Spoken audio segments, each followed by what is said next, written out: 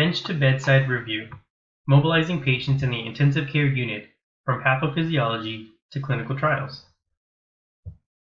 Bed rest has been a staple in treatment to patients in the intensive care unit. It is thought that with sleep and rest, our bodies will become stronger and mend any illnesses in our bodies. But with new research and studies, it is found that with too much bed rest and not enough mobility during these illnesses, we can potentially do more damage, such as muscle atrophy, pressure ulcers, atelectasis, and bone demineralization. These ICU-acquired weaknesses can be prevented with early mobilization and exercise that can be beneficial to improving muscle strength and muscle functions in order to reduce short-term physical impairment.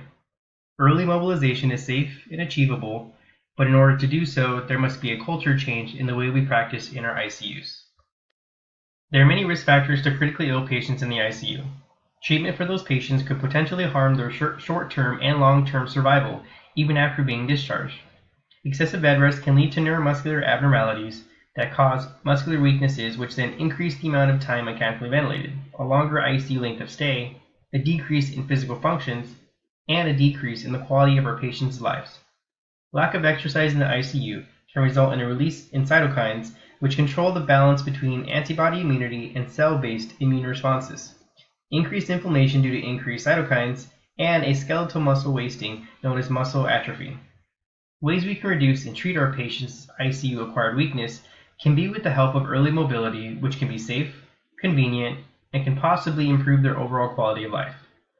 Improving their short-term survival can overall help the potential risks of adverse effects from prolonged bed rest.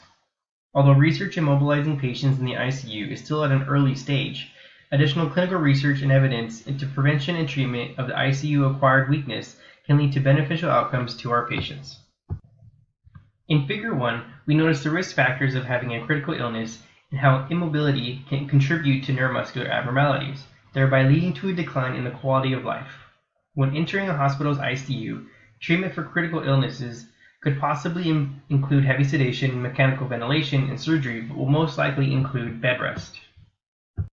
With bed rest and lack of mobility, there is an increase in reactive oxygen species, known as ROS, which controls cell metabolism, cellular activity, and platelets that involve wound repair and blood homeostasis. Excess ROS can damage lipid, DNA, RNA, and proteins, which can cause lesions in the cell that contribute to carcinogenesis or mutations leading to cancer formations, or can cause neuromuscular abnormalities.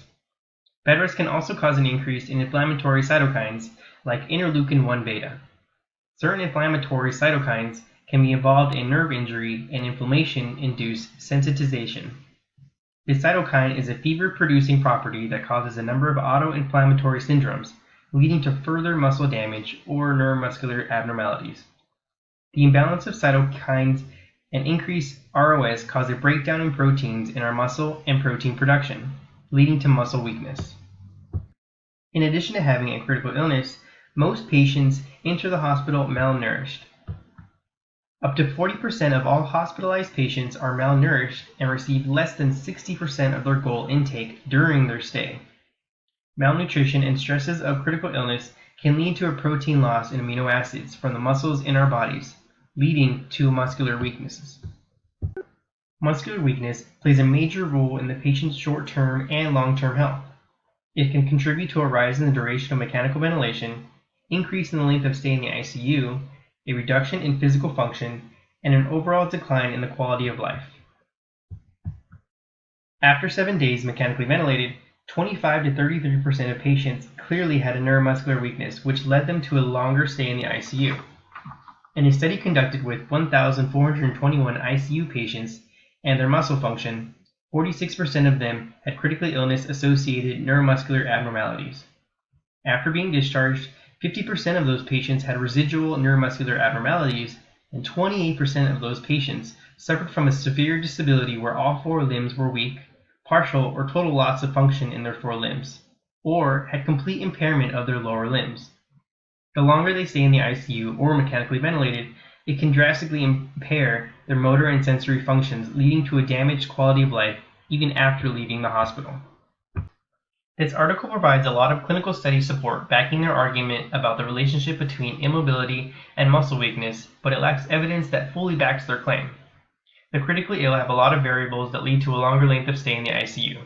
Longer time spent on the ventilator, lack of muscle function, and neuromuscular abnormalities, but this article wasn't able to provide more systematic, consistent reports that had a strong, convincing argument. A lot of their claims and study needed further trials and findings such as cytokines' role in muscle loss, use of corticosteroids, and neuromuscular blocking agents associated with neuromuscular abnormalities, exercise use in the ICU, and the positive effects of a mobility team. This article provides awareness that seems to be growing about mobilizing patients in the ICU and the effects it would have on them, but further research is needed to have a cultural change in the ICU and implementing more of a physical and occupational therapy priority that the article wishes to create.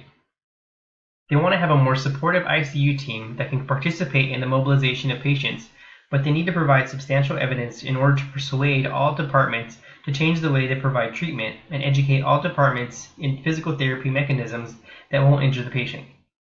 Requiring additional resources to train, educate, and restructure the plans for patients to provide a higher level of physical activity can be costly and may be ineffective without further evidence-based support. Additional research and evidence in the future is needed to fully understand the effects of immobility and look to finding a treatment plan to help our patients and reduce the adverse effects of bed rest.